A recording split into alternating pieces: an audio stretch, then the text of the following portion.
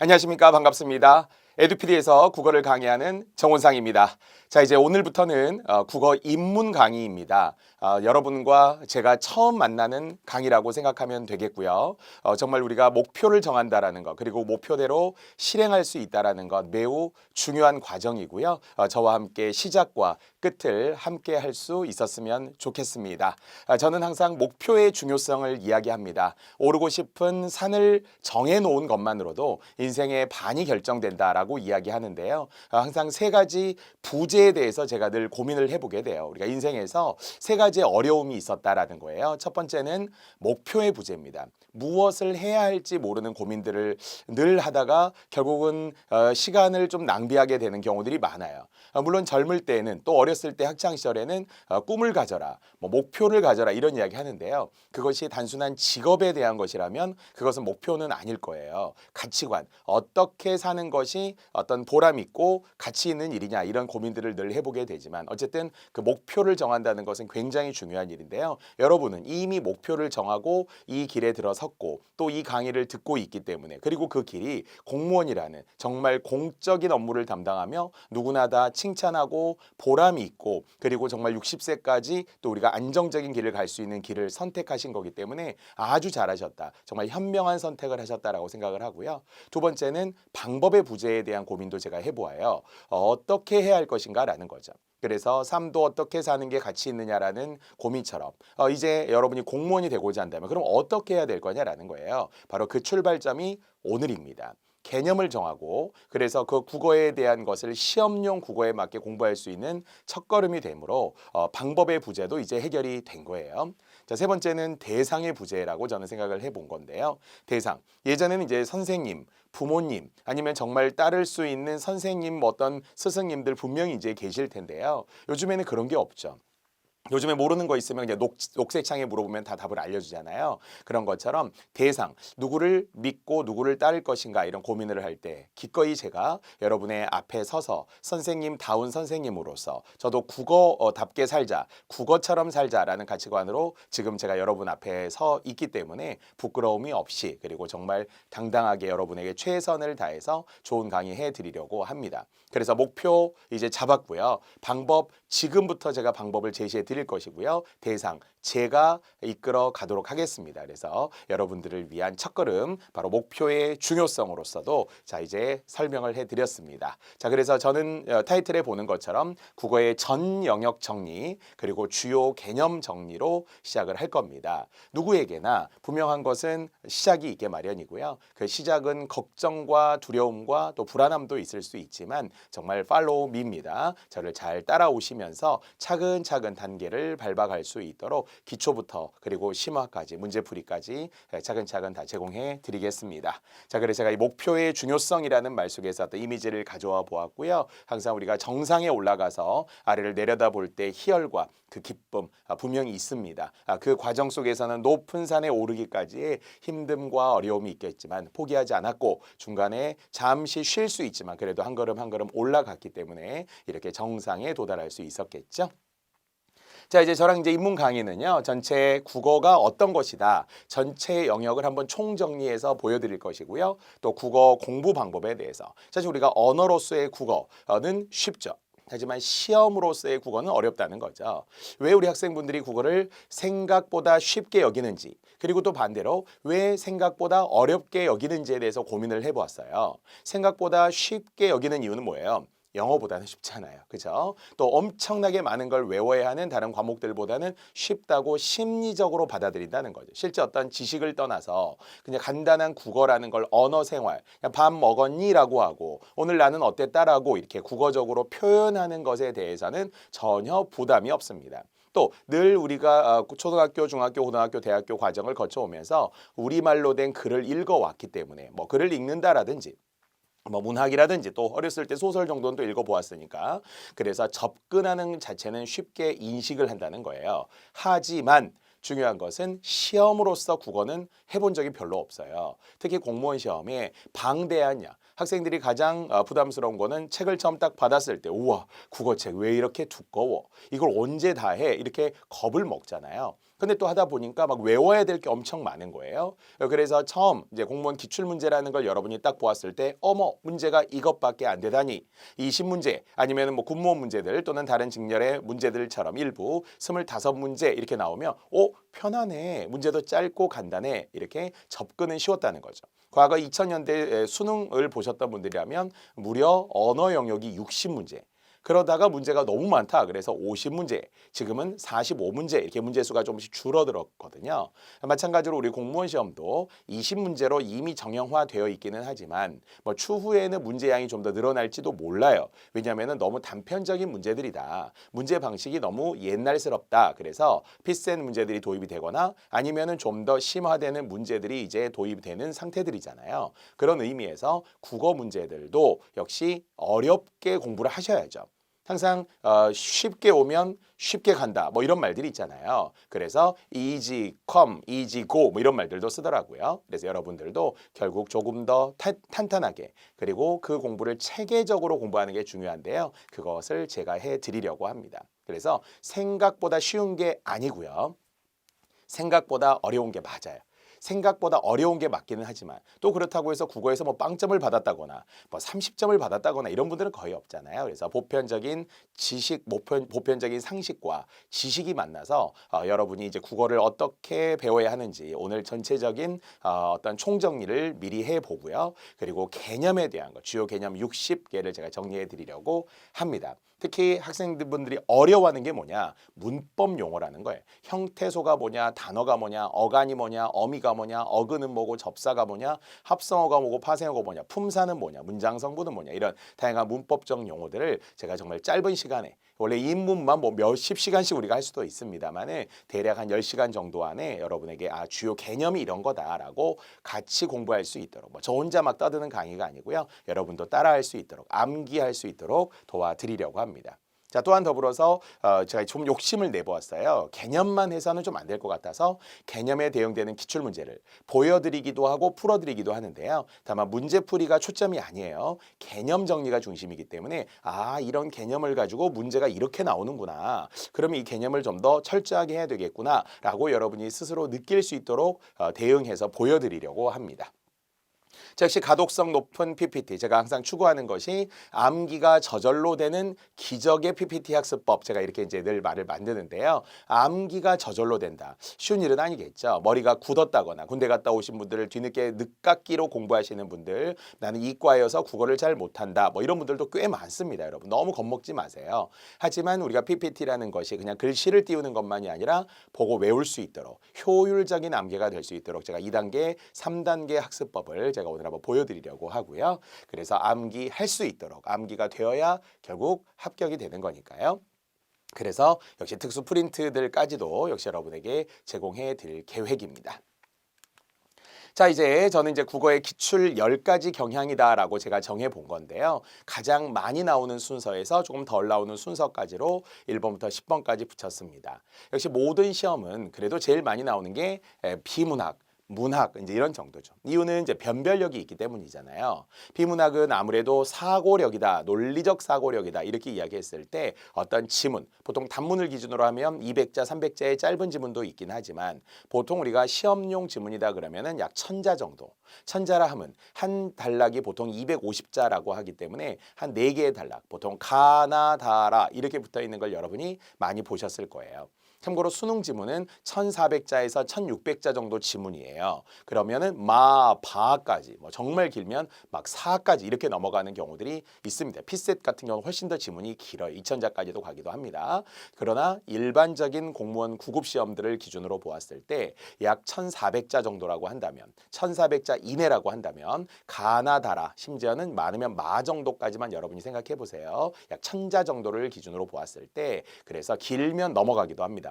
그래서 비문학의 지문들이 있고요. 그 지문을 빨리 읽고 바르게 푸는 결국은 빠른 독해, 바른 독해 원래 이렇게 이야기를 많이 영어에서도 하는데요. 국어에서 매우 필요합니다. 보통 영어를 잘하면 국어를 잘한다 이렇게 말하기는 어려워도 국어를 잘하면 영어를 잘할 수 있는 가능성이 생기죠. 왜? 독해라고 하는 공통 분모가 있기 때문에 그래서 국어의 첫 번째 비문학의 비중이 과거보다도 최근에 더 늘어나고 있는 추세예요. 20문제 기준으로 하면은 국가직 기준으로 6문제 정도, 7급 기준으로는 7문제, 8문제까지도 최근에 출제되었고 피셋이 더욱더 강화되면서 비문학은 중요성이 더 높아진다 이렇게 보셔도 좋습니다. 그래서 비문학조차도 10가지 문제 유형들이 있어요. 그래서 저는 빠르게라도 문장 간의 관계 또는 문장의 순서, 문단 간의 관계, 문단의 순서, 단락 나누기 또는 접속어 또는 제목이 있어요. 주제가 있어요. 일치, 그리고 마지막 추론 문제까지 포함하여서 제가 대략 10가지 유형으로 보는데요.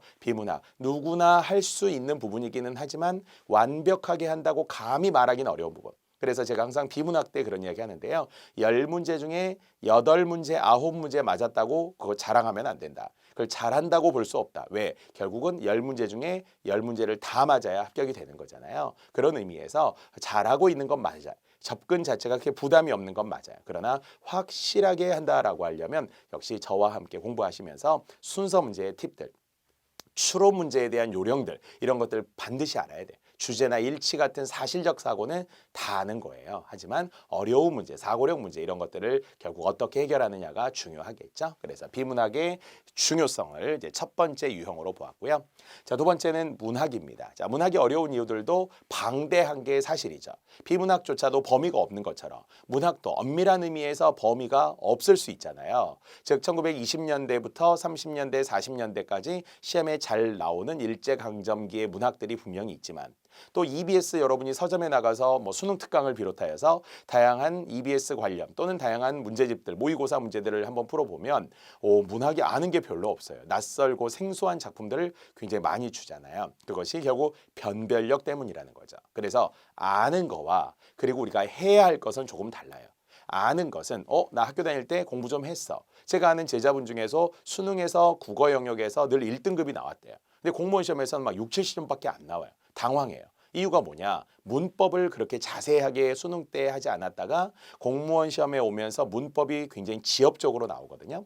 또는 한자 같은 거. 이런 거 수능 때 요즘 제2외국어 아니면 9개 선택 과목 중에 포함되어 있는 제2외국어를 아니면 선택하지 않았다면 한자 공부할 기회가 거의 없잖아요. 근데 한자 당연히 어렵습니다.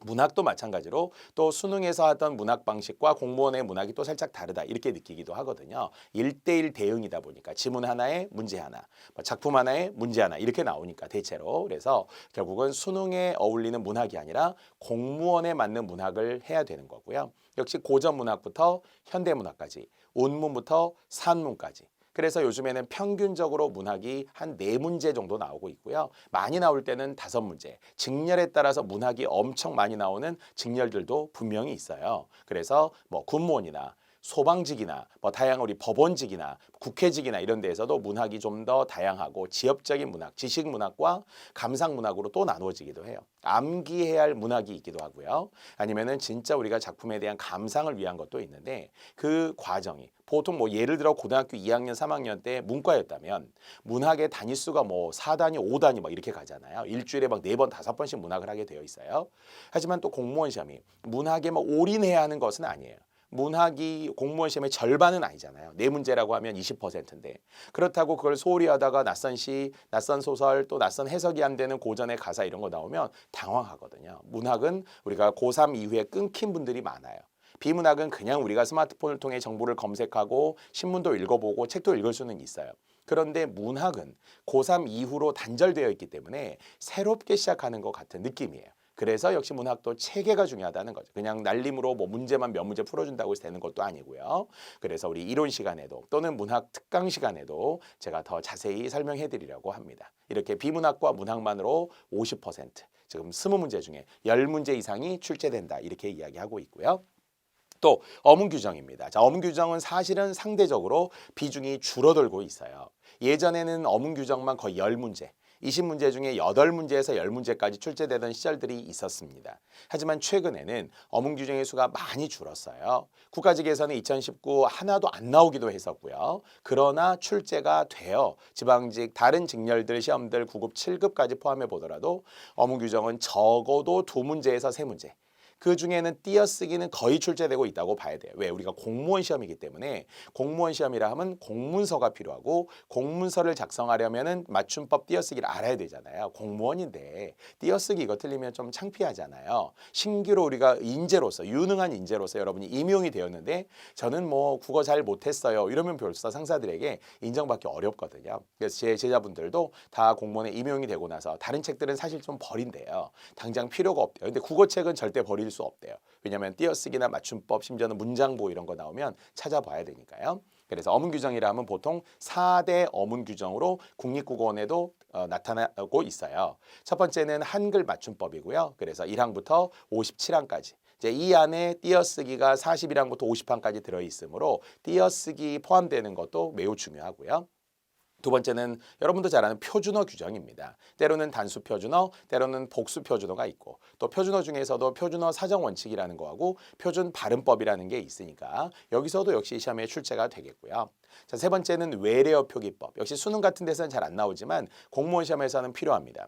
왜냐하면 특히 지방으로 내려갈수록 그래서 예전 지방직에서도 많이 나왔었는데요. 도로 표지판이 있고 안내문이 있고 외국인들이 이제 어디나 전국 각지로 다니기 때문에 외국인들을 위해서 이제 공무원들이 이러한 외래어 표기나 아니면 로마자 표기법이나 이런 것들을 통해서 좀 잘 알려줘야 되거든요. 그래서 우리들을 위해서는 정확한 어문 규정, 외래어 표기법을 만들어 놓아야 되고 또 외국인들을 위해서는 아까처럼 도로 표지나 아니면 각 지하철의 구간들 표시되어 있는 게 다 로마자 표기인데요. 네 번째 로마자 표기까지 해서 4대 어문 규정이라고 합니다. 그래서 다시 한번 한글 맞춤법 또는 표준어 규정, 외래어 표기법, 로마자 표기법까지 포함하여서 어문 규정이 최소 2문제에서 최대 4문제까지 역시 직렬에 따라 다릅니다. 어떤 직렬, 군무원 같은 데는 또 어문 규정이 또 엄청 많이 나와요. 최근에도 보니까 25문제 중에서 많이 나오면 한 9문제까지, 거의 10문제 가까이까지 어문 규정이 출제되기도 하거든요. 그래서 기본에 또 탄탄하게 기본에 역시 어문 규정을 위해서 역시 충실하셔야 합니다. 자, 네 번째 바로 문법입니다. 제가 이문 특강을 하겠다라고 했던 이유가 학생분들이 문법 용어를 모르는 채로 들어오기 때문에 처음에 마구 막 쏟아지는 별빛처럼 쏟아지는 이 문법적인 용어들을 보면서 막 부담스러워 하더라고요. 그래서 문법의 용어는 따로 한번 정리를 해줘야 되겠다. 미리 해줘야 되겠다. 이런 정말 훌륭한 생각입니다. 수험생들을 위한 이 프로그램이기 때문에 이문 특강 잘 들으셔야 해요. 자, 그래서 문법 중요하고요. 물론 문법이라는 것도 여러 가지 영역이기 때문에 제가 문법 특강에서는 뭐 7대 문법이다, 8대 문법이다 이렇게도 이야기하는데요. 그래서 오늘 또 우리가 시작을 할 거예요. 그래서 의문이 무엇이고 형태소 단어가 무엇이며 그러면서 단어의 형성 방법과 이제 단어의 갈래인 품사와 또는 문장과 관련된 통사론들까지 해서 이 문법 중요합니다. 문법이 왜 그렇게 중요합니까? 이렇게 이야기 학생분들도 있는데요. 문법을 틀리잖아요. 그러면 고득점이 절대 안 나와서 그래요. 그러니까 비문학도 잘해, 문학도 잘해. 아까 제가 1등급이었던 학생 예로 들었잖아요. 근데 문법이 안 되면 고득점이 절대 안 나오더라고요. 그래서 문법에 대한 부담감을 빨리 해소하는 게 되게 중요합니다. 한 번 가지고는 잘 안 될 수도 있는데요. 그래도 여러분이나 저나 제가 선생으로 만났고 또 여러분도 제자로서 수험생분들로서 저를 믿고 지금 따라오신다면 짧은 시간에 많은 것을 할 수 있게끔 제가 도와드려야 되잖아요. 제가 전문가니까. 그래서 문법도 빠르고 정말 핵심적으로 잘 정리해 드리도록 약속 드릴 거니까요. 문법 중요합니다. 그래서 문법에서 시간을 줄여 놓아야 나머지 시간들, 결국 이제 우리가 요즘 공무원 시험이 시간과의 싸움, 시간이 실력이다라고 하거든요. 그래서 국어도 20문제를 20분 동안에 풀 수 있으면 제일 좋은데요. 예전에는 뭐 거의 14분, 15분에 풀었어야 돼요. 근데 지금은 비문학 지문이 늘어나고 문학도 지문이 산문 쪽으로 지문이 늘어나면서 심지어는 20분 안에 풀기 어렵다는 이야기도 나와요. 그래서 다시 줄일 수 있는 부분들, 한국사 같은 경우는 그래도 암기 중심의 과목이라고 생각들 하니까 암기가 다 되어야 되지만 그래서 한국사에서는 시간을 많이 줄여놓아야 돼요. 또 선택 과목들에서도 여러분이 또 잘하는 과목들도 분명히 있으니까 또 그 외에도 행정학, 행정법도 여러분이 잘 하셔야 되는 거고요.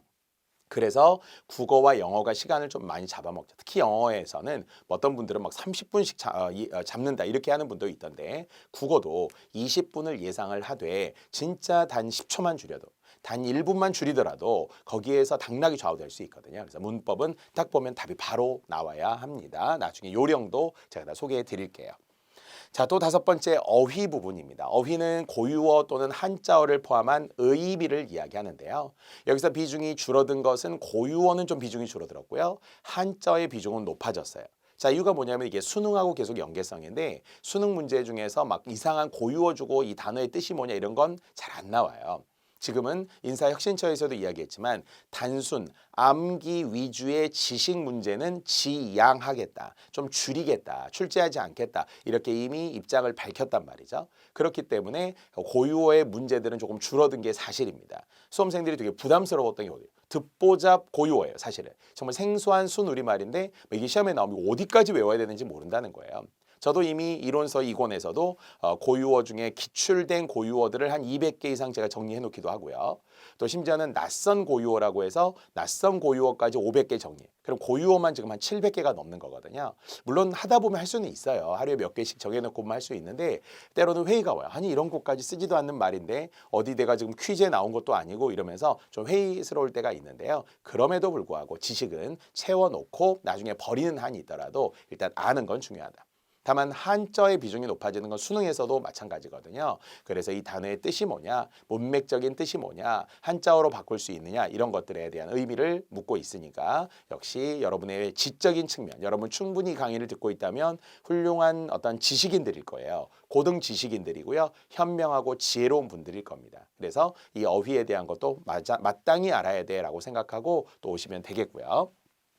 자, 여섯 번째 이제 한자입니다. 자, 이제 한자가 가장 정말 편차가 크다고 봐야 되겠죠. 7급 기준으로 보면은 한자 또는 이게 한문 포함하여서 많이 나올 때는 한 4~5문제까지 나올 때가 있었어요. 그러니까 7급은 진짜 진입이 안 되는 거죠. 한자가 안 되니까. 하지만 이제 이게 7급 시험에서도 한문은 요즘에 잘 안 나오는 추세고요. 필센 문제들이 이제 그러하니까. 그러면서 비문학은 강화되는 반면 한자 문제는 조금 줄긴 했어요. 이제 우리 9급으로 보게 된다면 9급 준비하시는 분들이라면 9급으로 보게 된다면 이제 한자 성어와 한자의 도금 표기 이러면 거의 2문제 정도는 기본이라고 생각하시는 게 좋습니다. 그런데 아까도 이야기했지만 문법과 한자가 안 되면 절대 이건 고득점이 안 나와요. 80점 이상이 나올 수가 없습니다. 그래서 아깝게 떨어졌다를 몇 년째 아깝게 떨어졌다라고 하는 분들이 있어요. 그분들의 특징을 보면 난 한자 포기했어. 처음에 나는 한자 아예 하나도 몰라. 이름도 몰라. 못 써. 이런 분들이 많은데요. 정말 많습니다, 여러분. 그러니까 그것 때문에 내가 못하는 게 아니라 다 못하는 거예요. 94년도부터 도입된 대학 수학능력 시험에 한자 문제가 없어요. 선택 과목 자체에서의 한문이라는 것도 없었어요, 초창기에는. 그러니까 여러분들이 한자를 못하는 건 당연해요. 교육제도상. 학교에서 내신에서만 그냥 한문이라는 과목이 일부 있거나 없거나 했던 거예요. 그러니까 한문에 대한 한자에 대한 부담을 너무 갖지 마시고 저랑 또 차근차근 한자 특강이라는 것도 분명히 있으니까 그래서 제가 다양하게 설명해 드릴 자신이 있습니다. 못하는 분들을 제가 가르쳐줘야 선생이잖아요. 저 원래 국어 좋아했어요. 저 원래 국어 잘했어요. 이런 분들 정말 훌륭하십니다. 제가 더 도와드릴 게 없을지도 몰라. 이제 하산하셔도 돼요. 하지만 저 국어 하나도 몰라요. 국어 정말 저 못해서 이런 분들에게 제가 도와드리고 싶은 거예요. 그래서 제가 선생이 된 거죠. 좋은 선생님이 되고자 이 자리에 서 있습니다. 그래서 한자도 여러분 좀 용기 있게 제발 버리지 마시고 오늘 또 할 겁니다. 오늘 또 입문 시간에도 숨어있는 한자들을 할 거니까요. 그 한자부터 가볍게 또 봐주세요. 그래서 한자는 보통 1800자 약 3급 정도 시험이라고 하는데요. 그래서 읽기용과 쓰기용을 기준으로 했을 때 약 1800자 정도는 그래도 읽을 수 있어야 되고요. 한 1000자 정도를 쓰면 좋겠지만 그렇게 못 쓰더라도 하나부터 시작하면 돼요. 하나부터 그 어휘로부터 출발하고 한자 성어로부터 출발하면 여러분이 아는 게 있어요. 그래서 한자 중요합니다. 2문제 정도 출제된다 이렇게 생각해 주시고요. 자, 그래서 한자 성어도 한자 영역에 포함이 될 수도 있고 따로 뺄 수도 있는데요. 한자 성어, 속담. 이제 속담의 비중은 조금 줄었어요. 아까처럼 고유어가 줄었듯이 우리가 뭐 생활하는데 속담 쓰는 경우 많지 않잖아요. 가끔 쓰긴 하는데 남들이 다 알아들 만하고 쉬운 걸로 하죠. 낯선 속담 가지고 잘 안 하잖아요. 그래서 속담 부분도 역시 암기 위주의 지식이다. 그래서 좀 줄어든 부분이 있습니다. 자, 또 아까 우리 공문에서 필요한 게 공문서라고 했잖아요. 그 공문서라는 것은 단어로 구성이 되어 있고 문장으로 이루어져 있는 건데 그 문장으로 이루어져 있다는 게 어법이죠. 다음 중 어법에 맞는 것, 어법에 맞지 않는 것이에요. 예전에 국립국어원에서 공문서와 보도자료를 잘 분석을 해보았더니 오류투성이더라. 정말 어법에 맞는 게 약 2%밖에 안 되더라. 98%가 오류더라. 그중에 띄어쓰기 오류가 제일 많고 맞춤법 오류 많고 외래어 로마자 어법 오류들 엄청 많더라. 그래서 공무원들이 좀 각성해달라 이렇게 국립국어원이 자료를 발표한 적이 있는데요. 어법에 옳은 것, 어법에 맞지 않는 것 이런 문제들이 한 문제 정도 출제됩니다. 수능형 유형이라면 고쳐쓰기라는 유형이 있거든요. 보기를 주고 보기에 기역, 니은, 디귿, 리을 정도 기호를 붙이고 각각 접속어가 맞냐 틀리냐, 어휘의 사용이 맞냐 틀리냐, 조사가 맞냐 틀리냐, 이 문장이 통일성을 해치느냐 이런 식으로 다양한 어법을 문제로 주기도 하는데요. 한 문제 가능합니다. 자, 아홉 번째 고전 문법입니다. 자, 고전 문법도 편차가 굉장히 심해요. 예를 들어 훈민정음 파트라고 생각하시면 되는데요. 훈민정음부터 출발한 훈민정음의 제자 원리. 예, 그리고 실제 고전 문법 15세기에 주격조사가 이 하나였는데 17세기에 와서 가로 바뀌었고 아니 가가 새로 생겼고 이렇게 이였는데 17세기 근대국어에 가가 하나 더 생겨서 지금에 와서 주격조사가 이가가 된 거잖아요. 또 모음조화에 의한 이 형태들, 선행 의문에 따른 이 형태들 이런 게 있어서 이런 고전 문법 부분들이 지금 수능에서도 비슷하게 출제되고 있습니다. 세 번째는 역시 문헌이에요. 문헌. 이제 훈민정음이 어떻고 용비어천가가 어떻고 소학원해가 어떻고 또 근대국어의 독립신문 창간사까지 1896년으로 넘어가서도 그래서 근대국어 이후에는 동명일기라든지 노골대언해 이런 문헌들을 가지고 또 해석과 함께 문법을 포함해서 묻기도 합니다. 그래서 이제 고전 문법도 역시 짧은 시간 내에 아무것도 모르는데 이게 가능할까 약간 우려하는 분들이 있는데요. 정말 제가 좋아하는 게 차근차근 체계적으로 꾸준히 집요한 반복 그리고 정말 터질 것 같은 열정겠죠? 제가 좋아하는 말이 열정보다 중요한 것은 변함없는 열정이다. 정말 변함없이 열정을 갖고 하기가 쉽지 않죠. 단기적인 호기심에 그냥 잠깐 공부하고 이런 것은 중요한 게 아니에요. 그건 누구나 하니까. 그래서 그 이상의 노력. 우리가 평범한 노력은 노력이 아니다 이런 말을 하죠. 그래서 평범 그 이상의 노력으로 열정을 다해 우리 같이 하면 됩니다. 그래서 역시 아홉 번째 고전 문법도 훈민정음 파트다 이렇게 일단 생각해 주시고요. 자, 마지막 열 번째는 이제 나머지 유형들을 좀 일부 썼습니다. 쓰기 영역, 토론과 토의. 아까 고쳐 쓰기 뭐 이런 것도 있고요. 조건 부과형이라는 것도 있어요. 그래서 조건을 주고 조건에 해당하는 아니면 개요 작성 유형 이런 거 있죠. 이런 게 우리 수능에서도 앞쪽에 쓰기 영역이라는 문제용으로 애초에 있었고요. 토론과 토의도 사회자의 역할이라든지 아니면 두 사람의 대화를 듣고라든지 아니면은 토론과 토의의 차이점들 뭐 이러면서 역시 설득하는 건 토론이요. 협의하는 것은 토의니까 말이죠. 이렇게 제가 10가지 유형을 좀 거시적으로 살펴보았습니다. 국어는 어디에서 어떻게 출제되느냐. 그럼 이제 여러분이 이 강의를 듣고도 이렇게 출제되고 있구나. 그래서 결론은 뭐다? 국어는 방대하구나. 국어는 너무 해야 될 게 많구나. 겁먹지 말라는 거예요. 그러니까 처음부터 우리가 사자랑 싸우기 전부터 막 웅크린 채 결국은 이렇게 이미 지는 거잖아요. 싸우기 전부터. 그래서 우리가 아직 시작도 안 했어요. 근데 왜 벌써부터 겁먹으려 하고 많다고 생각하고 부담 가지십니까? 그렇지 않습니다. 시간이 해결해 줄 것이고요. 여러분의 열정이 흔들리지 않는다면 충분히 해결할 수 있습니다. 여러분과 같은 분들이 다 단기 합격합니다. 1년 안에 합격하시는 분들 엄청 많습니다. 완벽해서 합격하는 게 아니에요. 그래서 불완전하고 조금 부족한 부분도 있지만 모자란 걸 채워나가다 보면 시험장에서 반드시 합격할 수 있습니다. 자, 이제 우리는 전 영역에 대한 총정리를 조금 빠르게 설명해 볼게요. 지금 언급했던 내용들이 거의 다 있는데요. 자, 첫 번째, 언어와 국어. 보통 이제 이론 영역이다 이렇게 하거나 뭐 이론 영역 자체입니다만 첫 번째 언어와 국어예요. 그럼요. 시작할 때 체계적인 게 뭐겠어요? 처음부터 우리가 시 공부하고 막 비문학 공부하고 이런 게 아니라 언어란 무엇인가? 그래서 언어의 개념, 기능, 특성, 체계, 구조, 분류, 언어의 종류를 포함하여서 이런 게 결국 언어에 대한 것들을 이제 우리 이론 시간에 알아볼 거예요. 오늘 우리 하는 거 아닙니다. 자, 또는 이제 국어. 그럼 이제 본격적으로 국어의 어떤 본질, 또 한글의 명칭, 국어의 특성 이렇게 해서 언어와 국어에 대해서 알아보는 거예요. 여기까지가 이제 가벼운 출발점입니다. 시험에는 나올 수도 있고 안 나오기도 해요. 보통 한 문제 정도 나온다고 봐도 좋아요. 그중에 제일 많이 나오는 것은 국어는 어떤 특징이 있느냐 뭐 이런 거 있잖아요. 아니면 이제 언어의 특성 중에 여기에 해당하는 건 뭐냐 이런 것들 정도가 가장 일반적으로 출제됩니다. 자, 두 번째는 이제 말소리 의문론이에요. 그러니까 시작할 때도 이상하게 의문이라는 단어를 대부분 싫어하시더라고요. 의문이 뭐예요? 그러면 의문 몰라요. 의문에 좀 의문이 드네요. 자, 이렇게 하지 마시고 자, 의문이 바로 옆에 있잖아요. 말소리. 그래서 보통 소리의 최소 단위, 소리의 최소 단위를 의문이라고 합니다. 국어에서는 최소 단위라고 하는 게 최소 5가지 이상이 나오거든요. 의문은 소리의 최소 단위예요. 그리고 두 번째 글자의 최소 단위가 음절이 되죠. 한 글자 한 글자. 또는 자립성의 뭐 보통 의미의 최소 단위 할까요? 의미의 최소 단위를 형태소라고 해요. 자립성의 최소 단위를 단어라고 해요. 띄어쓰기의 최소 단위를 어절이라고 해요. 이 5가지가 일반적이고요. 물론 이제 완결성의 최소 단위를 문장, 센텐스라고 합니다. 이건 가장 쉬운 거니까.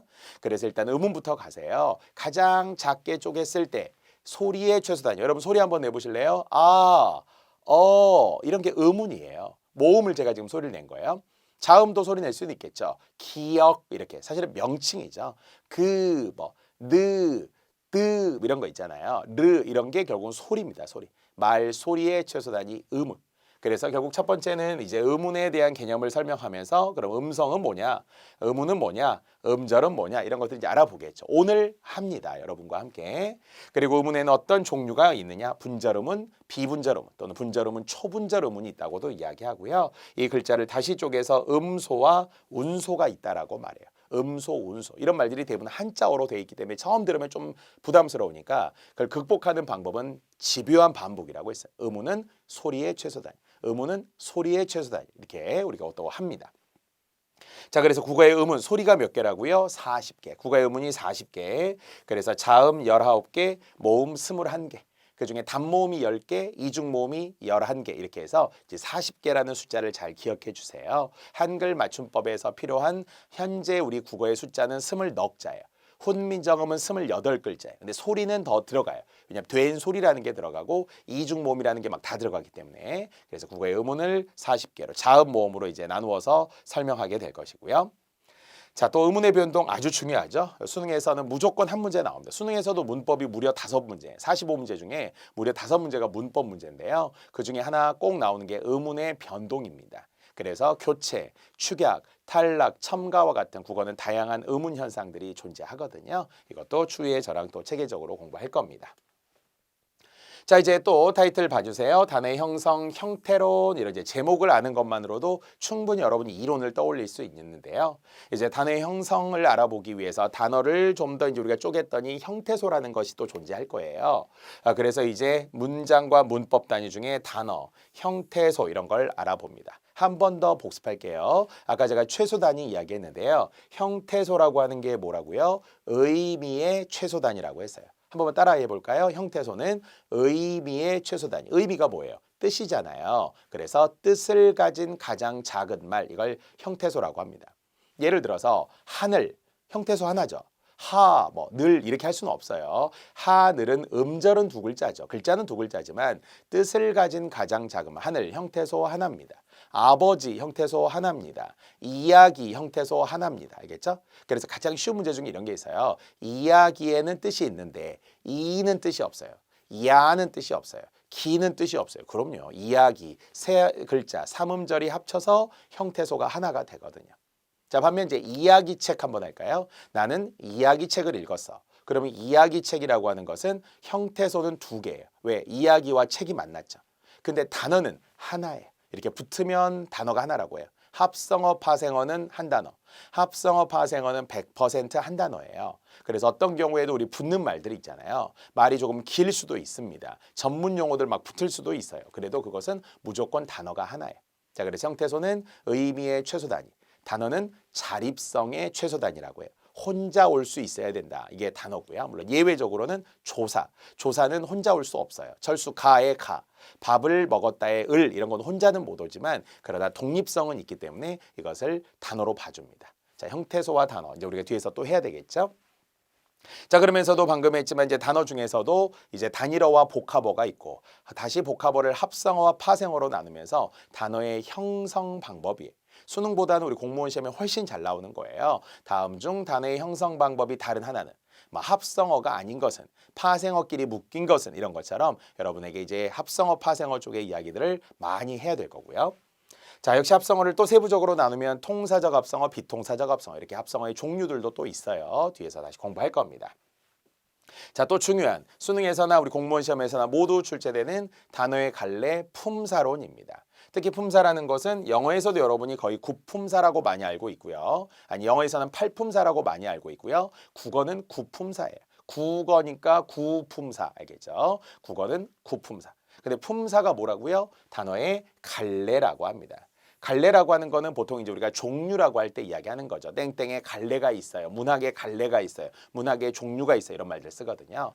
하지만 그냥 품사는 단어의 갈래라고 합니다.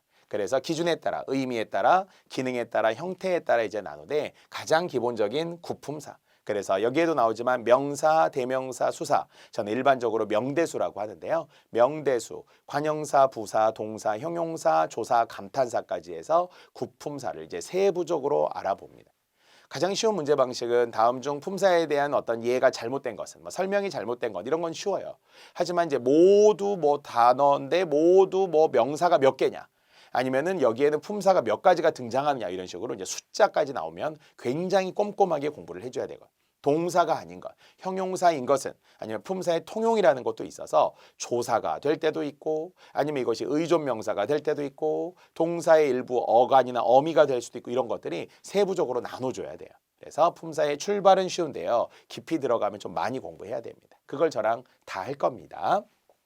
자, 그리고 또한 동사, 형용사를 용언이라고 하고요. 이 동사, 형용사는 우리 국어에서 유일하게 활용한다고 해요. 어미가 변하죠. 먹다, 먹고, 먹으니처럼. 예쁘다, 예쁘고, 예쁘니처럼 이렇게 변하는 게 우리 국어의 동사, 형용사거든요. 이렇게 활용에 대해서도 규칙 활용, 불규칙 활용, 또는 용언 중에서도 본용언, 보조용언 이런 것들을 추후에 공부하게 됩니다. 이런 것들을 뭐라고 한다고요? 단어의 갈래, 품사론이라고 했습니다. 자, 그리고 또 이제는 품사 문법은 아니지만 이제 의미입니다. 역시 우리 공무원 시험에 무조건 한 문제 이상 출제되는 의미와 의미관계, 의미론이고요. 이때 의미라고 한다라는 것은 기본적으로 사전적 의미, 문맥적 의미 이런 게 이제 가장 기본이고요. 거기에 이제 동음이의어라든지 다의어라든지 이런 말 여러분 구별할 수 있겠어요? 동음이어는 우연히 소리만 같고 뜻이 전혀 다른. 뭐 예를 들어서 우리가 사람의 말이 말을 한다처럼, 말이 말을 한다 그러면은 타는 말은 짧은 말이고요, 사람이 하는 말은 길잖아요. 이렇게 장단음의 차이가 있는 말이나, 아니면 한자가 다른 각각의 단어, 우리 사전에 보면 표제어가 각각 다른 것들이 있잖아요. 그런 것들은 모두 다 동음이의어가 되죠. 하지만 다의어라는 것은 뜻이 많다는 거고요. 뜻이 많다는 것은 하나의 중심 의미에서 주변 의미로 확대되었을 때 이것을 뜻이 많다라고 이야기합니다. 그래서 다시 의미에 대해서도 저랑 이제 추후에 공부합니다. 이렇게 또 의미의 사용 중에 중의적 의미, 관용적 의미, 중복된 표현 이런 것들도 모두 의미의 사용이 되겠고요. 또 단어들의 의미 관계 중에 이제 유의 관계냐, 반의 관계냐. 반의 관계도 중간항이 없으면 완전한 반대인 모순 관계, 중간항이 있으면 제3의 경우가 가능한 반대 관계라고도 하고요. 또는 상하의 관계, 포함 관계, 그 외 다양한 단어들의 관계들도 존재할 것입니다.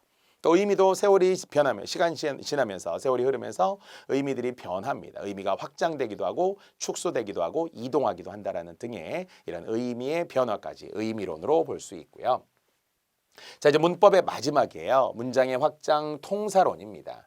역시 오늘 이 자리에서 만약 통사란 단어를 처음 들었다. 통사가 뭐라고요? 문장이에요. 아까 살짝 배웠던 것 중에 통사적 합성어, 비통사적 합성어 이런 말을 썼는데요. 거기도 통사라는 말이 쓰였죠. 그래서 다시 통사론이다, 문장의 확장이다. 자, 이것은 영어와도 비슷합니다. 센텐스.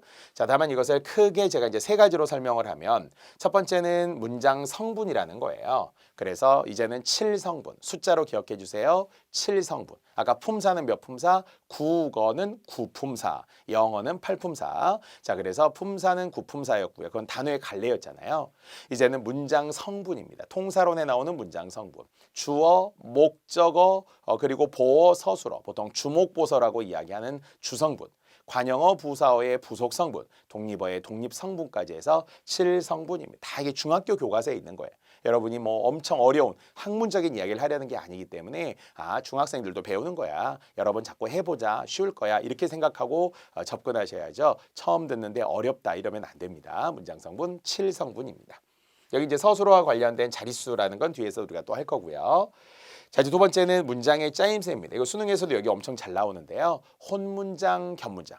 보통 영어에서는 단문, 주어 서술어가 하나인 것, 그것을 혼문장이라고 하고요. 주어 서술어가 2개 이상인 것, 복문, 국어에서는 이것을 겹쳐졌으니까 겹문장이라고 해요.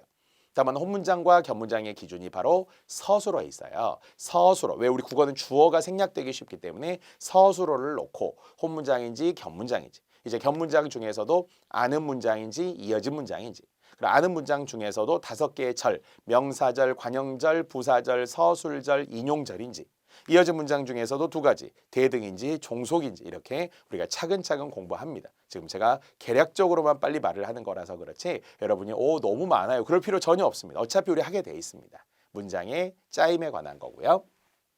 자, 마지막으로는 이제 나머지 문법적 표현인데요. 역시 흔한 시간 표현들, 과거, 현재, 미래, 종결의 5가지, 부정 표현의 안부정문, 모부정문, 시키다, 하게 하다의 사동 표현, 당하다, 되다, 어지다의 피동 표현, 그리고 우리 국어에 발달되어 있다라는 높임 표현은 3가지. 주체 높임, 상대 높임, 객체 높임 이렇게 하면서 또 높임법들까지 자세히 공부하게 될 겁니다. 이런 이야기들이 지금 대부분 우리가 나누어 드렸던 바로 주요 개념 60에 거의 다 들어있어요. 주요 개념 60에. 그래서 그 60을 통해서 여러분이 이 이야기를 듣고 조금이라도 좀 친근해 보자는 거죠. 사실 제일 친해지는 방법 중에 하나가 이름을 불러주는 거라고 하잖아요. 아이들이 태어났을 때 있죠. 그래서 신생아, 갓난아이가 태어날 때 아이들은 처음에 눈도 못 뜨고 뭐 말도 못 하잖아요. 귀도 잘 안 들려요, 처음에. 근데 엄마 아빠는 이름을 붙여주고 아이 이름을 하루에 얼마나 부르는지 모르겠어요. 예를 들어 홍길동이면 길동아, 길동아, 길동아 잘 잤니, 길동아 어땠니, 길동아 똥 쌌니 막 이러면서 아이는 몰라도 엄마 아빠는 얼마나 이 애정어리 이름을 많이 불러줍니까? 똑같습니다. 여러분도 마찬가지로 야 품사야, 형태소야, 단어야, 좀 미친 것처럼 보일 수 있지만 이렇게 우리가 이름을 자꾸 불러주면서 친해지려고 거리를 좁히려고 하는 게 좋습니다. 눈을 뜨면서부터 눈 감는 때까지 말이죠. 자, 두 번째는 이제 어문 규정입니다. 아까 얘기했지만 이제 크게 봅시다. 역시 한글 맞춤법 이야기했고요. 4대 어문 규정 중에 그리고 그 안에 띄어쓰기가 40일항부터 50항까지 또 부록에는 문장 부호까지도 들어있어서 공문서 작성에 필요합니다. 자, 두 번째는 표준어 규정이면서 첫 번째 표준어 사정 원칙과 두 번째 표준 발음법까지 역시 어문 규정에 존재하고요. 자, 표준 발음법도 이렇게 많습니다. 그 다음에 외래어 표기법, 마지막 로마자 표기까지 해서 4대 어문 규정이다. 이렇게 이야기했네요. 자, 또 이제 2권으로 저는 들어가요. 그래서 1권, 2권, 3권 순서대로 우리가 공부를 이런 순서대로 이제 본격적으로 이론 강의 때 하게 될 거고요. 자, 실용국어, 그중에 제일 편 생활국어입니다. 아까 훈민정음 이야기했었죠. 그중에 국어의 역사, 그래서 고대국어, 중세국어, 근대국어, 현대국어로 들어오는 국어의 역사와 다양한 자료들, 또 의문론, 형태론, 통사론, 표기론. 이제 반가운 말 알만한 게 나왔죠. 의문, 자음, 모음, 소리의 최소단 이렇게 했잖아요. 통사, 아까 우리 문장이라고 했었잖아요. 형태론, 아까 단어 이야기했었어요. 형태소와 단어 이런 거. 또 표기법도 15세기에 어땠다, 17세기에 어땠다 이런 식의 표기법도 있으며 마지막 고전 문헌까지 그래서 훈민정음부터 용비어천가 등등 이런 문헌들을 순차적으로 우리가 공부하게 됩니다. 이렇게 해서 여기서 몇 문제? 한 문제. 많이 나올 때는 2문제도 나오더라고요. 그래도 한 문제 정도 생각해 보시고요. 자, 아까 어법 이야기했네요. 문장 다듬기 어법. 그래서 단어의 문법의 의미의 문장 성분 차원의 이런 이제 어법 문제들이 한 문제에 나오고요. 자, 표준 언어 예절. 요즘에 잘 나오지는 않습니다만 다양한 가정에서, 직장에서, 일상생활에서의 언어 예절들을 이야기합니다. 근데 이게 과연 국어 영역이냐 이런 고민은 해요. 왜냐하면 보통 사회시간, 가정시간 이런 데 배우는 촌수관계, 친조고, 아버지 어머니에 대한 호칭어, 지칭어. 심지어는 여성가족부에서 지금 개정하려고 하는 것 중에 결국 이런 다양한 가정에서의 언어 예절들. 왜 서방님이라고 하고 도련님이라고 하느냐. 왜 근데 여자 쪽에는 처제라고 하고 처남이라고 하고 처형이라고 하고 님자 안 붙이느냐. 그냥 이름 불러라 이름 이렇게 지금 개정하려고 하고 있거든요. 그래서 추후에 표준 언어 예절 중에 바뀌는 부분이 분명히 있을 겁니다. 그래서 시험에는 잘 안 나온다는 거죠. 그래도 다양한 어떤 높임의 언어 예절, 특히 직장에서 우리는 또 직장 생활을 해야 되니까 조직 사회에서의 어떤 언어 예절이 있느냐까지도 간단하게 저랑 1시간 동안 공부하면 됩니다. 자, 그리고 이제 아까 언급했던 가장 중요한 말글의 논리적 이해, 이제 비문학 독해라고 했고요. 제가 10가지 유형이라고는 했습니다. 그래서 그중에서는 뭐 단락 간의 관계라든지 특히 수능에는 없지만 공무원 시험에는 늘 출제되었던 요즘엔 나올 때도 있고 안 나올 때도 있습니다만 순서 문제 그리고 문단 구분부터 또 접속어 문제들도 괄호 넣기, 네모 넣기 잘 나오고요. 또 주제, 제목, 일치와 같은 대체적인 사실적 사고 그러나 최근에 또 제일 핫한 추론이라는 문제 유형이 있기 때문에 미루어 짐작하는 것, 뒤에 이어질 내용, 생략된 전제, 추론으로 적절하지 않은 것 이런 추론형 문제들도 있습니다. 전개 방식과 또는 논증의 방법과 오류 같은 거. 그래서 다양한 오류들의 사례들 한 50여 가지가 넘는 오류들, 그다음에 연역 추론, 귀납 추론 같은 추론까지 해서 이렇게 비문학에 관한 일반적인 이야기들은 또 추후에 자세히 공부하게 될 것이고요.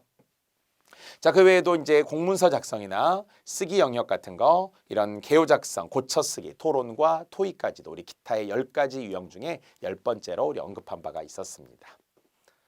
자, 올라서 이제 제2편 어휘 및 관용 표현인데요. 역시 양이 살짝 줄어들고 있는 편이라고. 특히 고유어에 대한 심리적 부담이 학생들이 엄청 많았는데요. 고유어의 비중이 좀 줄어들었기 때문에 첫 번째 고유어의 문제. 한자어는 주로 의미죠. 사전적 의미, 문맥적 의미 이런 또 구분해서 써야 할 한자어들 포함하여 어휘 있습니다. 자, 한자는 도금과 표기 문제죠. 그래서 처음에는 읽을 줄은 아는데 쓸 줄은 모르잖아요. 대부분이. 그래서 표의 글자다 보니까 훨씬 어렵습니다. 영어보다 훨씬 어렵죠. 그래서 차근차근 잘 정리해 둬야 되고요. 한자 관련 책이 저에게도 따로 있기 때문에 한자 특강이 따로 있기 때문에 여러분 항상 최후의 보루 많습니다. 제가 웬만하면 다 해드리려고 해요. 여러분 알아서 하세요. 책에 있으니까 알아서 보세요. 이런 게 아니에요. 제가 정말 숟가락으로 떠서 입에다 다 넣어드리고 싶은 마음이니까 잘 따라오시면 된다라는 말을 계속 합니다. 도금과 표기. 그리고 또 소리는 같지만 뜻이 다른 동음 이의 한자부터 동자 이음 한자까지도 역시 포함하여서 역시 다양한 한자 관련 문제들도 저랑 이미 3시간 이상은 저랑 공부 무조건 해야 되고요. 자, 순화어도 외래어의 순화, 그중에 한자어나 일본어투의 순화, 법률문의 순화 이런 순화어들 영역도 있는데요. 잘 나오지는 않습니다. 그래도 순화어도 국어에서 우리가 공부해야 될 부분이고요. 앞에 살짝 언급했던 어휘 간의 의미 관계들, 그 다음에 관용어, 역시 관용어라면 영어로 말하는 이디엄이니까 A와 B가 만나 새로운 C가 되는 거, 관용적 의미들도 외워야 되고요. 속담도, 그리고 한자성어도. 한자성어도 엄밀하게 말하면 한 400개 정도면 충분한데요. 시험을 위해서는 한 270개 정도로 제가 정리해 놓기도 합니다만, 그래서 한자성어 400이라는 것도 여러분에게 자료로 또 제공이 되고 주요 한자성어를 끊임없이 또 반복해 드릴 겁니다. 자, 이제 마지막 3권이고요. 이제 3권은 이제 고전문학, 현대문학으로 나누기 전 이제 문학 이론부터 가볍게 시작을 할 거예요. 다만 요즘에 문학 이론이 잘 나오지는 않습니다. 수능에서도 이런 이론이 시험에 나오지는 않죠. 바로 시 나오고 바로 소설 나오고 이렇게 작품부터 나오는 거니까요. 그래서 문학이란 무엇이며 문학은 어디서 왔으며 4대 갈래로 나누었을 때 서정, 서사, 극, 교술 갈래 같은 거 이런 거 소방지 시험에 나오기도 했더라고요. 자, 문예사조 같은 거 이런 다양한 문학 이론들이 뒤에 쭉 이어집니다. 표현 방법 중요하고요. 자, 또 현대 문학사 이야기들이 이제 서울시 시험이 있었을 때는 문학사가 엄청 중요했는데요. 서울시가 지방직으로 통합이 되면서 문학사 문제는 거의 나오지 않아요. 하지만 아직도 문학사를 좀 시험에 내는 직렬들이 있더라고요. 군무원 문제라든지 아니면 그 이외의 특정 직렬들에서도 여전히 문학사를 활용하기도 하니까 1896년부터 비롯된 1900년대, 10년대, 20년대, 30년대, 40년대, 50년대, 심지어는 60년대, 70년대까지도 나누어서 문학사를 또 공부해야 되고요. 자, 이제 본격적으로 시입니다. 시를 알아야 된다면 최소한의 편수는 한 200편 정도 될 거예요. 근데 시 200편 언제 다요? 1년 동안 우리가 해도 다 못해요. 그래서 한 문제 나오는데 한 문제 하자고 막 시 200편 하기도 부담되잖아요. 그래서 우선순위 시들, 또 모르는 시가 나와도 좀 접근할 수 있는 방법들, 또 정답, 선지를 통해서 우리 공무원 시험의 최고의 장점은 객관식이니까 선지를 통해서 얻을 수 있는 힌트도 분명히 많거든요. 그래서 보편적 진술이 무엇이며 전혀 무리한 진술, 비약적 진술이 무엇인지를 또 문제와 함께도 이론과 병행해서 공부해 드릴 겁니다. 주요 시들과 함께 시의 문제 유형들도 있고요. 자, 소설도 주요 소설이라고 리스트를 정하면 한 100편 정도는 되겠지만 그래도 한 50편 안에서 그래도 중요한 소설들이 있다라는 건 알고 가야 되니까. 근데 문제는 지금에 와서 시 한 편은 읽기 편한데 소설은 읽기가 어렵잖아요. 특히나 장편 같은 경우는 엄두가 안 나요. 시간이 없으니까. 그래서 줄거리만이라도 그냥 대충 특징만이라도 정리된 자료들을 많이 알고 있으시면 좋고요. 우리 이론서에도 그렇게 잘 정리가 되어 있습니다. 자, 소설이 있고요. 나와도 크게 부담이 없는 수필이나 아니면 또 희곡 시나리오도 주요 작품들이 있으니까요. 희곡 시나리오들도 역시 몇 편 정도는 알아두시면 좋겠습니다. 자, 아까도 얘기했지만 문학사 이제 고전으로 넘어가서 역시 고전 문학사 비중은 줄었어도 그러나 문학을 통해서 고전 문학이 뭐가 있느냐? 그래서 고대 가요가 있고 향가가 있고 고려가요, 시조, 가사, 고전 소설 이렇게 들어가는 통시적인 시간의 흐름들을 통해서는 여러분이 알고 있으셔야 되니까요. 고전 문학사도 저랑 공부할 겁니다. 자, 그리고 이제 고대 문학이라고 하는 옛날부터 특히 설화나 신라 시대 때의 향과 같은 그런 장르들을 포함하여서 고대 문학. 또 근대 이전의 문학이라 하면 이제 고려 시대부터 조선 시대까지 쭉 넘어가면서 고려 가요나 시조, 가사, 잡가 이런 다양한 근대 이전의 문학이 고전부터 문문부터 산문까지 소설, 판소리, 민속곡, 수필, 한문학까지 해서 이렇게 근대 이전의 문학이다라고. 여기서 말하는 근대 이전이라면 이제 1896년 이전까지를 포함해서 이렇게 전체 고전 문학을 마무리하려고 합니다. 자, 이렇게 이제 전체적인 이제 범위를 한번 빠르게 살펴보았고요. 그렇다면 이제 마지막으로 국어 공부 방법 및 전략으로 이 한 시간을 마무리하겠습니다. 자, 이것도 좀 넓게 제가 정리를 한 건데요. 첫 번째, 지금 오늘 우리가 이렇게 하는 거잖아요. 문법부터 시작해야죠. 개념부터 가는 거예요. 문법과 어문 규정부터 시작해야 합니다. 그래서 우리 이제 이론서를 추후에 공부한다면 1권 뒤에는 어문 규정이 또 잘 정리가 돼 있어서 맞춤법 우선순위 OX라는 게 있어요. 그러니까 굉장히 중요한 거예요. 그래서 맞춤법 우선순위 OX라고 하는 것을 여러분이 O와 X 손으로 써보시고 또 강의 노트에 보면은 강의 노트에도 역시 연습할 수 있는 것도 있으니까 간단하게 어문 규정은 매일 꾸준히 하시면 되겠고요. 문법은 용어라고 했어요. 개념이라고 했습니다. 그 개념을 탄탄하게 하기 위해서 이 인문 특강이 있는 겁니다. 자, 두 번째 비문학 독해 역시 꾸준히, 그러니까 어느 날 갑자기여도 안 되고요. 한꺼번에 몰입해서도 아니라는 거예요. 꾸준히라는 게 진짜 중요하잖아요. 그래서 여러분이 혼자라도 뭐 하고 싶다 그러면 간단하게는 뭐 신문이나 뭐 사설 칼럼이나 아니면 여러분 진짜 전공서나 아니면 어떤 선택 과목을 보더라도 그것이 비문학 독해와 관련이 있어요. 아니면 이제 문제로 된 거. 그래서 저에게도 비문학 책이 따로 있습니다만 이론서에 있는 비문학부터 기출문제에 있는 비문학 이런 것들을 꾸준히 양으로 말하면 하루에 3개에서 5개 정도, 3문항에서 5문항 정도 꾸준히 보시면 가장 좋아요. 감각을 익히고 특히 약간 스스로가 갖는 비문학 부담스러워 이 부담을 내려놔야 되거든요. 그래서 이제는 뭐 읽으니까 그냥 편하게 풀 수 있네. 맞고 틀리는 건 2차적이고 읽는 자체에 부담이 없어야 합니다. 자, 세 번째 문학은 그래도 제일 많이 나오는 게 현대시. 그리고 또 고전 시가라서 현대시와 고대 시가를 중심으로 해서 여러분이 공부하시면 됩니다. 그래서 역시 읽을 수 있는 거, 전문 이런 거 우리 3권이 또 문학 부분이 이론서가 탄탄하니까 혼자서 충분히 보실 수 있고요. 자, 네 번째 한자는 쉬운 한자성어부터 가자는 거예요. 그래도 우리가 들어본 듯한 아전인수, 역지사지, 가렴주구 이런 우리가 뭔가 친숙한 한자성어들로부터 간단하게 그 안에 한자를 공부하시다 보면 말을 만들기가 편해요. 심적 부담이 좀 적어요. 그래서 저랑도 이런 한자성어, 한자 다 자세히 공부하게 될 겁니다. 자, 무엇보다도 먼저 책을 본다는 것은 거의 불가능하고요. 과목에 따라 혼자서 할 수 있는 과목도 분명히 있겠죠. 하지만 국어는 제가 전문가니까 전문가적 입장에서 효율적으로 어떤 걸 더 자세히 해야 되고 어떤 걸 좀 덜 해도 될지 어떤 걸 빨리 외우게 해야 될지 이런 것들을 설명해 드릴 테니까요. 차근차근 이론 수업을 통해서 기본부터 공부하시면 좋겠습니다. 자, 이렇게 제가 조금 빨리 설명을 했습니다. 1시간 동안에 이론을 좀 끝내고 본격적으로 잠시 후에 국어 개념 60이라는 걸 이제 설명하기 위함입니다. 그래서 이제 우리가 시작하는 인문, 문에 들어섰으니까요. 아까도 얘기했던 것처럼 목표를 정했잖아요. 이제 방법을 제가 좀 제시해 드리고 있고요. 제가 대상, 선생님이 좋은 선생님이 되어서 끝까지 책임질 수 있는 모습, 실망시키지 않는 모습으로 여러분과 함께 하겠습니다. 자, 그러면 잠시 후에 국어 개념 60부터 또 본격적으로 들어가겠습니다.